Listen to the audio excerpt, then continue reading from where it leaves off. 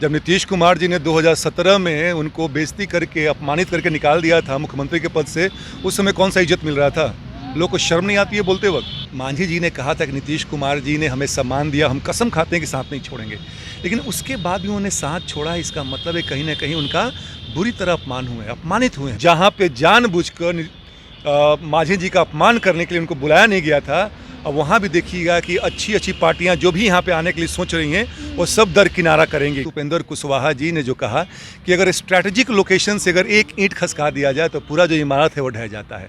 भाई मांझी जी दलितों के अच्छे खासे बड़े नेता हैं, अनुभवी नेता हैं। ये बड़ा इस बात का घमंड था कि हमारे पास मांझी जी थे कि 4% 5% मुसहर भाइयों का वोट है, आज वो वहाँ से खिसक गया है। चिराग पासवान जी युवा हैं, मांझी जी उनके पिता के समय के नेता हैं, पहली बात हो गई।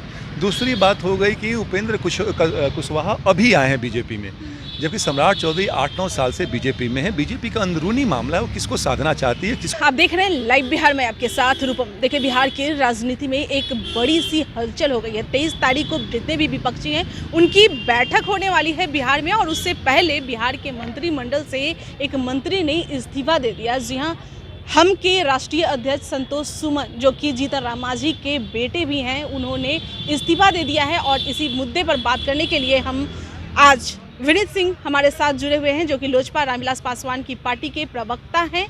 विनीत जी, अभी जिस तरह से एक मंत्री जो कि 23 तारीख का बैठक होने वाला है उससे पहले इस्तीफा दे देना, इससे क्या कयास लगाई जा सकती है?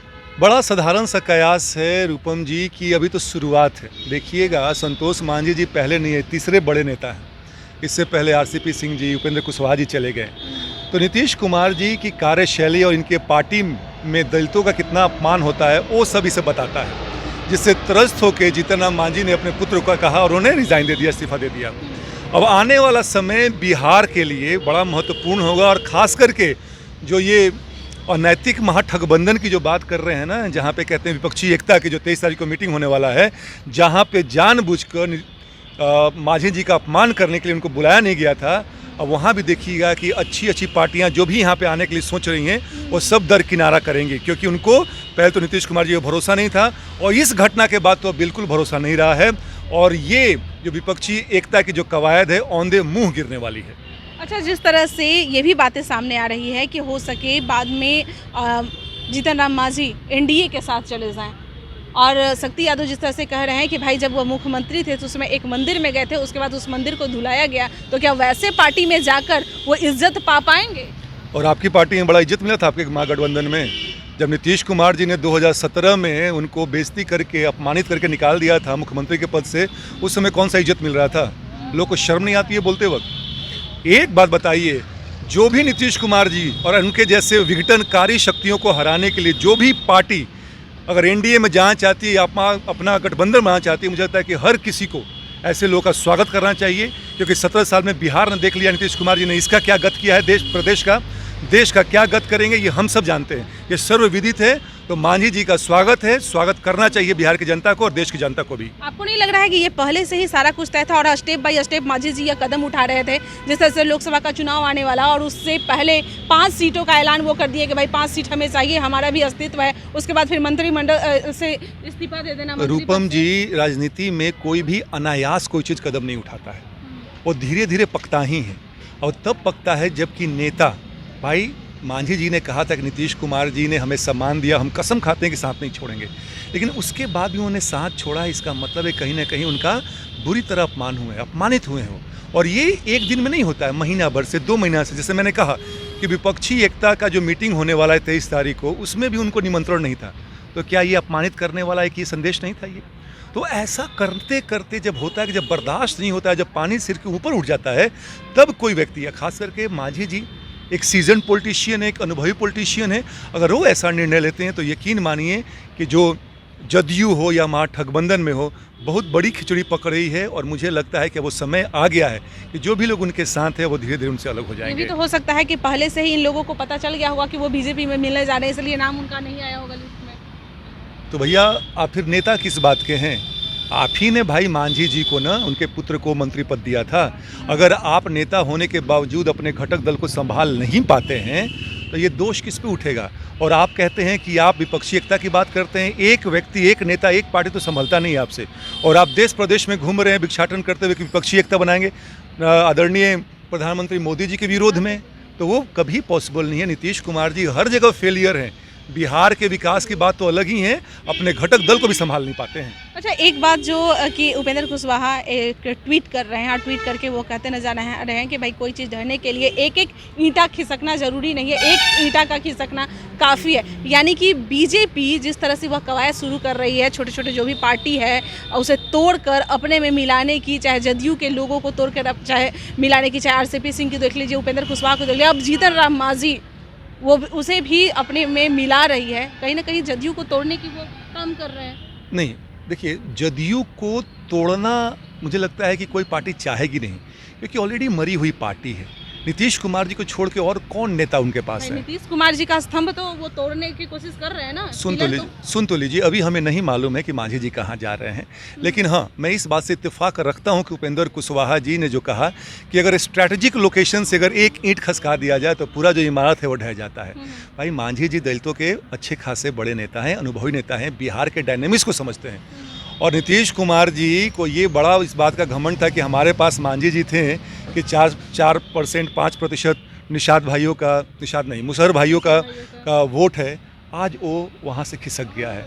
तो नीतीश कुमार जी तो खतरे की घंटियाँ बजी चुकी हैं नीतीश कुमार जी के लिए, और इनके अनैतिक महाठगबंधन के लिए, विपक्षी एकता के लिए। और मुझे कोई आश्चर्य नहीं हुआ कि आने वाले महीना 2 महीना में ये जो सारी कवायद हैं सारे फुस हो जाएं, फेल हो जाएं। बीजेपी अपने तरफ में जितने भी जो दलित के जो नेता कहे जा रहे हैं, भाई चिराग पासवान, जीतन राम मांझी, दोनों को अपने तरफ मिला रहे हैं। आप लोग भी एक पहल कर रहे हैं, एक गांधी मैदान में बड़ी सी मतलब भीड़ को जुटाने की कोशिश कर रहे हैं, जीतन राम मांझी भी कर रहे हैं। तो क्या अब यह दोनों भीड़ जो है अब एक साथ जुटेगी? दलित का नेता, मैंने कहा था कि संवैधानिक अधिकार के तहत हर किसी को, हर पार्टी को अधिकार है अपने कार्यकर्ताओं के साथ संवाद करने का। उसी के तहत हमारे नेता चिराग पासवान जी ने एक रैली, एक महासभा बुलाया है। भाई, मांझी जी को भी अधिकार है, मौलिक रूप से भी संवैधानिक अधिकार भी है, वो जब बुलाएं, चाहे हमारा 28 नवंबर को है। हाँ, ये बात ज़रूर है कि भाई अगर दलितों की कहीं भी अपमान होगा, उपेक्षा होगा, तो मुझे लगता है कि हर दलित नेता को हाथ मिलाना चाहिए, खड़े होना चाहिए साथ में। अब ये उनका कब है ये मुझे नहीं मालूम है, लेकिन अगर अपनी बात करें तो हम 5 से 6 लाख के आसपास समर्थकों की भीड़ के बारे में सोच रहे हैं।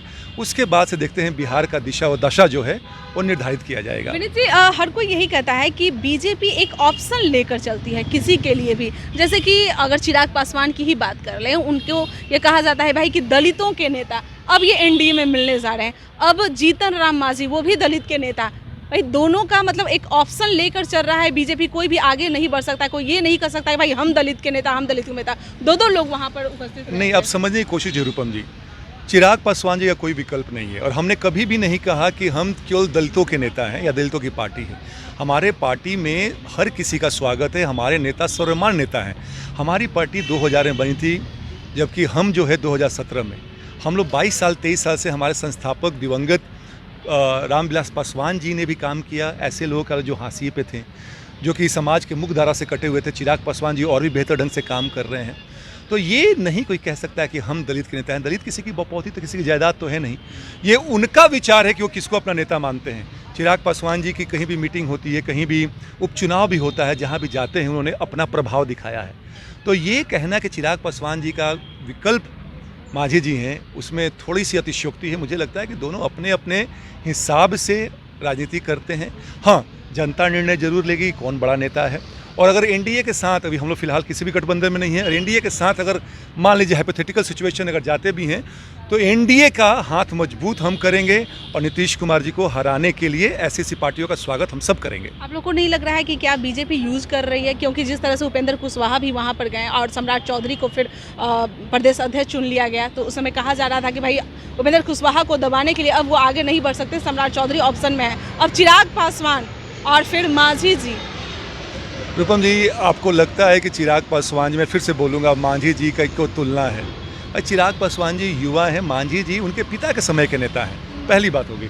दूसरी बात हो गई कि उपेंद्र कुशवाहा अभी आए हैं बीजेपी में। जबकि सम्राट चौधरी 8-9 साल से बीजेपी में है। बीजेपी का अंदरूनी मामला है, वो किसको साधना चाहती है, किसको आगे बढ़ाना चाहती है, इसके लिए उन्होंने किसको बनाया है प्रदेश अध्यक्ष, इस पर हम और आपको बोलने की जरूरत नहीं है। लेकिन अगर कोई ये सोचे कि चिराग पासवान का कोई विकल्प है बिहार में, तो मुझे लगता है कि वो कहीं ना कहीं उसके अंदर राजनीतिक परिपक्वता है, वो थोड़ी सी कमी है। चलिए, बहुत बहुत धन्यवाद। चलिए, विनीत जी हमारे साथ जुड़े हुए थे। देखिए, एनडीए के साथ कौन जाएगा, चिराग पासवान का भी पहल हो रहा है भाई कि एनडीए के साथ हो सके वो भी मिलने वाले हैं, जीतन राम मांझी भी हो सके एनडीए के साथ मिलने वाले हैं। तो अब यहाँ पर यही सवाल हो रहा है, क्योंकि पहले से जिस तरह से पूछा जा रहा था कि दलित का नेता कौन, और हम पार्टी के लोग कहते थे कि जीतन राम मांझी, और चिराग पासवान के पार्टी के लोग कहते थे चिराग पासवान। और नवंबर में एक बड़ी सी भीड़ की जुटान करने वाले हैं ये दोनों पार्टी। अब उसमें साबित हो जाएगा कि दलित के नेता कौन, और ये दोनों जो हैं वो बीजेपी के साथ सपोर्ट करने वाले हैं, बीजेपी में जाने वाले हैं। तो बीजेपी आखिर चाहती क्या है इन लोगों के साथ, ये आने वाला वक्त बताएगा, और आने वाला समय में यह बात साफ हो जाएगी। चलिए, अभी के लिए इतना ही। बने रहें आप लाइव बिहार के साथ। धन्यवाद। लाइव बिहार यूट्यूब पर सब्सक्राइब और फेसबुक पर लाइक जरूर करें।